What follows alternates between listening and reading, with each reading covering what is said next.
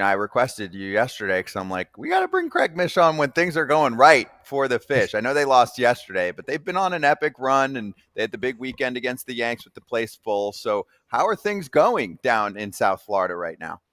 Yeah, Scott, I feel like I come on here playing defense every time I come on here in Now some you can way, but attack. Go for it. Give us the goods. What's working? some offense on offense. Yeah, I mean, look, they've played their best baseball since they won the World Series in '97 and in 2003, and they just keep winning series after series. It doesn't matter who they put in front of them. It doesn't matter who's at home or on the road, and it's just really they've just played incredible. So if you consider there were 16 games under 500, and now they're back to 500 as of yesterday, losing to the Astros. Now they're one game back again, but it's one of those years where I guess you could say expect the unexpected, because I don't think anybody could have predicted them to finish close to 500 this year. Hey, Craig, I want to stay there. We talk about what the Tigers did last year, right? We look at the Marlins right now. I think they're 6 games out of the wild card spot. Can they be the Tigers of last year and make a run? That simple. Yeah, yeah, I think it's possible. I think they're in a little bit of a tougher position in the National League, given the teams that are ahead of them. The really talented teams there, and they're also, in the mix with the Cardinals, Cam, and also the Giants. I know that we don't feel great about those teams not really pushing the foot on the pedal here at the deadline, but we do have to acknowledge they do have around the same record as the Marlins. So, look, they kept a lot of the pitching together, and they've called up some nice young players. They called up this kid, Jacob Marcy, who, after they traded Jesus Sanchez to Houston, has gotten on base at an incredible clip, and he's playing good defense too. It seems like they have more reinforcements, Cam, in the past. Generally speaking, the Marlins always fielded a team, but then one or two goes down, and then it's like, wow, we don't got anybody else. Feels like they have some of those guys that have come up this season and raised the floor, so to speak. I want to talk about Sandy Alcantara a little bit here. I thought, I mean, a lot of people did, that he was the guy that was going to get traded at the deadline here. I thought he could have been used in other teams. Was there anything going into it, knowing that, hey, we might have a chance here to make the playoff? Did that play a part in it, or was just something didn't work there and it didn't seem like the right fit as they were moving forward? Yeah, I'm going to go, Todd, 70-30, meaning Okay. 70, let's explore trades, and then pull back to about, the 30% as they went into that last day. I think that I broke that maybe with about 15 minutes to go in the deadline. But Todd, truth be told, I think they made that decision a lot earlier in the day when they realized that teams were not just going to pay their price for what they were looking for, which was very high-end prospects from a lot of different teams. So, look, he didn't have a great start yesterday. He's definitely been tinkering with his arsenal, throwing more curveballs, which is not something that he's generally done in the past, just trying to get outs any way that he can. But if he does finish the season well, I would imagine the Marlins will take a look at this again and say, hey, look, is this something we can explore? Or potentially they'll roll back with him for another season. All right, so give me the glimpse of the trade picture in general from the deadline.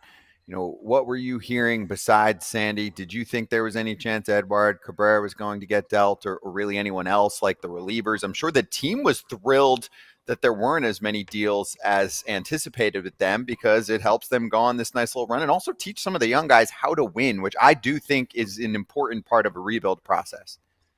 Yeah, Scott, it'll be great for next year to see those guys and the way they prepare for games. I think you're exactly right. Yeah, no, Edward Cabrera was also a player that easily could have been traded if a team like Boston or Chicago or another team would have offered up their very best prospects and then some. That was the key. The Marlins were looking for multiple players, so just one of the top guys wasn't going to get it done.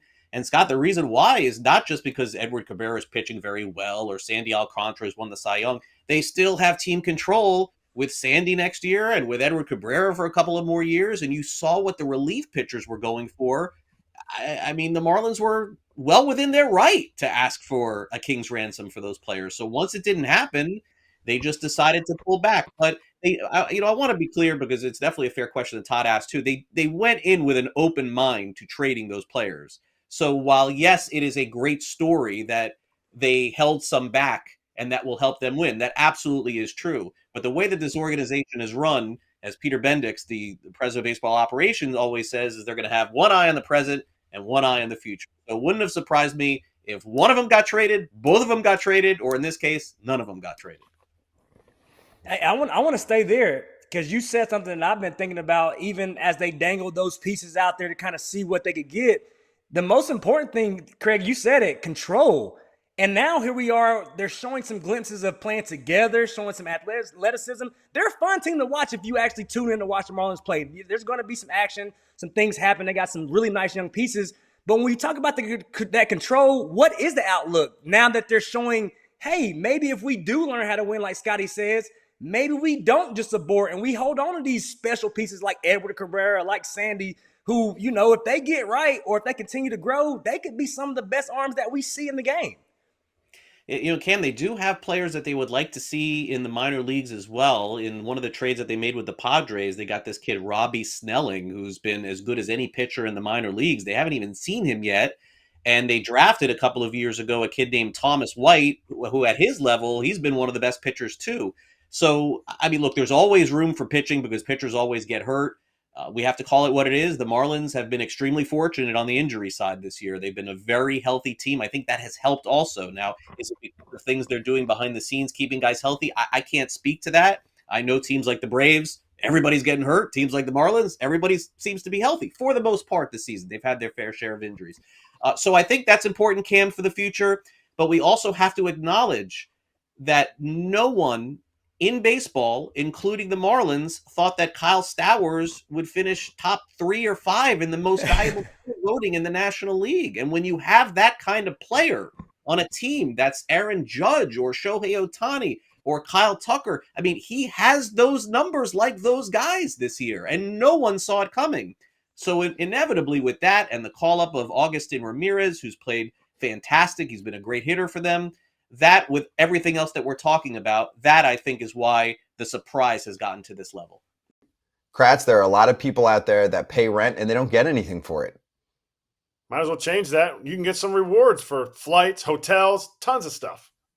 With Bilt, you can earn flexible points that can be redeemed towards airlines, hotels, a future rent payment, your next Lyft ride, and much more. It doesn't stop there. Bilt is about making your entire neighborhood more rewarding. You can dine out at your favorite local restaurants and enjoy experiences just for Bilt members every month. They're turning a monthly expense into an opportunity to earn rewards and discover the best that your neighborhood has to offer. Your rent is finally working for you. Earn points on rent and around your neighborhood, wherever you call home, by going to joinbilt.com/foul. That's joinbilt.com/FOUL. Make sure to use our URL so they know we sent you. Joinbilt.com/foul. Go for it. When you look back at that Trevor Rogers trade, Connor Norby was like the big piece. Stowers was kind of almost the throw-in guy. So I was going to say, where is Connor Norby on this, on his progression and his journey? And then you kind of answered it. How pleasantly surprised have they been with Kyle Stowers, and did they expect this? Yeah, it's really, Cam, an interesting trade because if you think about it and you think back a few months ago, it looked like and by the way, Kyle Stowers has been awesome. And I think Norby will be an everyday player in the big leagues. He hasn't been healthy, a little bit of mixed results this season. They'd like him to do things a little bit differently at the plate.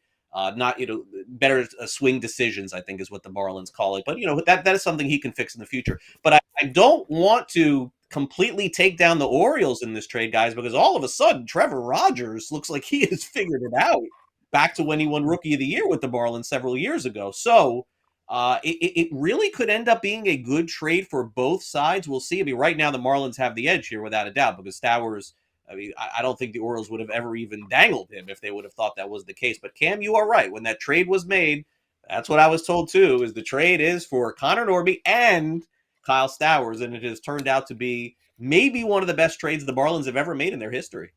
Yeah, he's been ridiculous. And for Rogers, I didn't have time to look it up, but I think that after next season, he's a free agent, right? They have one more season? He's got one more year. Mm-hmm. Okay. So, and Stowers has what, 4 or 5?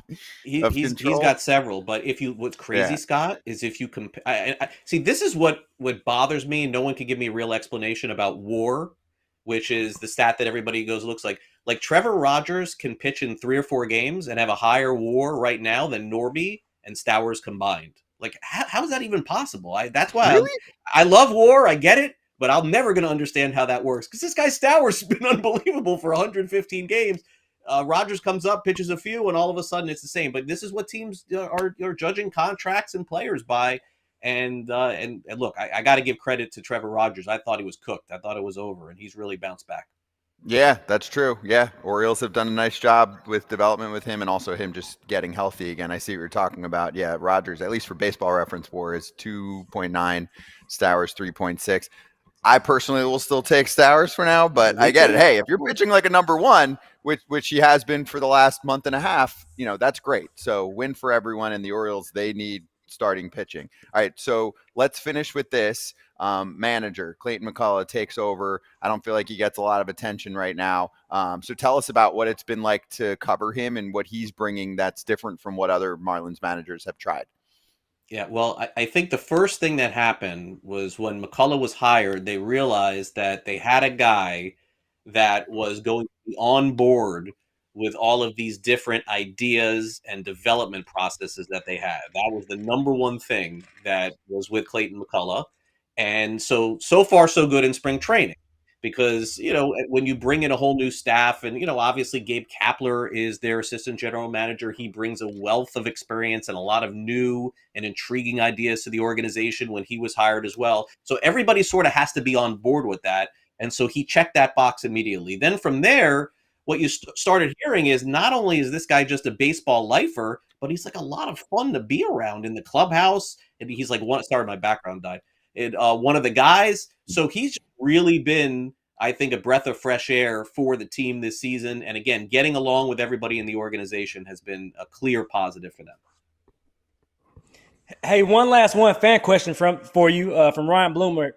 Marlins are trending for it for sure. They almost have to stand pat in the offseason and run it back in 26. The thing is, will they do it? Will they run it back? I mean, I need to be more specific. You mean like keeping every single player that's on the roster? I'm assuming that means the core whatever the core pieces are. What are the core pieces, right? I think Craig. Edwards. I just want to add, Cabrera, Alcantara, etc. Like, I think he's saying, like, you're going to keep all these guys so that the rotation can have Alcantara, Cabrera. I don't White think so. Should be up next year. Yuri Perez. No. You think they'll trade Alcantara? I don't know who they'll trade, Scott, but the great thing is, even though it will not be exact, and Cam, this will be very much the way that Tampa Bay does business. Does Tampa Bay ever run it back? No.